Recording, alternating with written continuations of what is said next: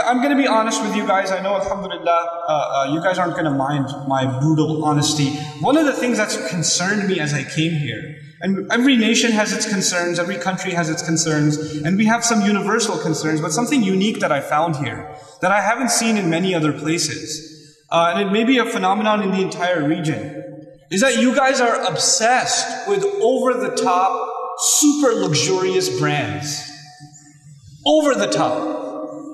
Like I saw a billboard for an Alfa Romeo. Like, or like a Porsche or something, or like a Rolex watch, or like, over the top. Oh my God. Like there's no normal commercials here. Nobody's like giving you a commercial for a toothbrush, or like a sneaker, or like a pair of socks or something.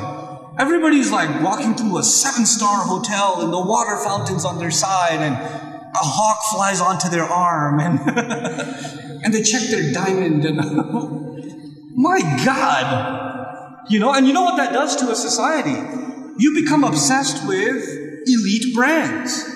You become obsessed with the brand of watch you're wearing, or the brand of shoes, or maybe even the brand of jilbab. I don't know, the brand of hijab, or where when you're shopping in the mall, which is supposed to be like a national sport, I think, right? So if you're shopping in the mall, make sure you go to the most expensive store and buy like the smallest thing, but get the biggest bag, so you look like you're worth something. Like flaunting the bag. Like I got an Armani bag, I'm gonna put in your face before it. You know what this does? This creates an artificial, like fake society.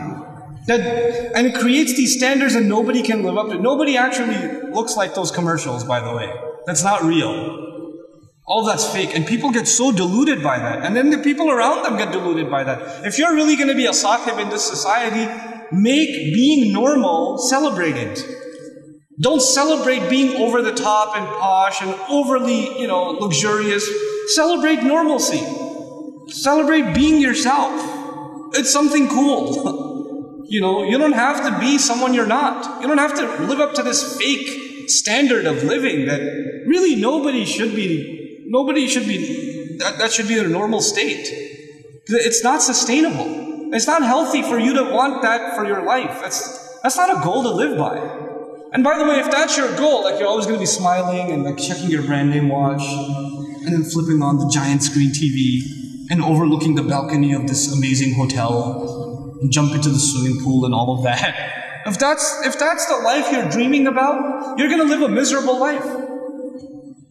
Maybe you'll get those things, and people who get those things are still miserable. Some of the richest counties in the United States have the highest suicide rates. They have everything. They have everything, and they have the highest suicide rates. How many like platinum musicians, artists from the United States, Hollywood actors are dying of drug overdoses? They're so depressed with reality that they want to drug themselves up so they don't have to face reality. And they're killing themselves over it. These are not people you want to be like. These are people you want to feel sorry for. You don't want to be like them. It's unfortunate that an entire generation of Muslims all over the world is like going crazy over pathetic, sad cases like Justin Bieber. I feel sorry for the guy, honestly. Honestly, I feel sorry for him. He's a kid.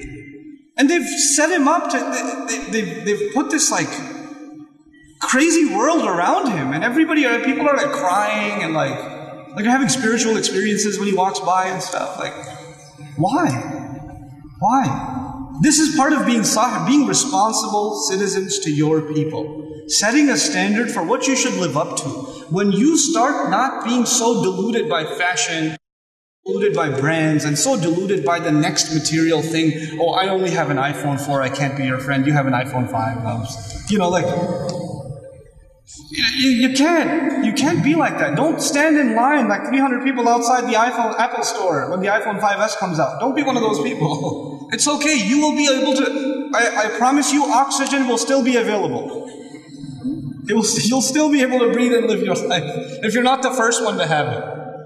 And about the people who buy it, guess what? They don't keep it in their pocket. They put it in front of them in the musalla, Allahu Akbar. So the guy next to them, 5S. Sami Allahu liman hamida. Come on. You know?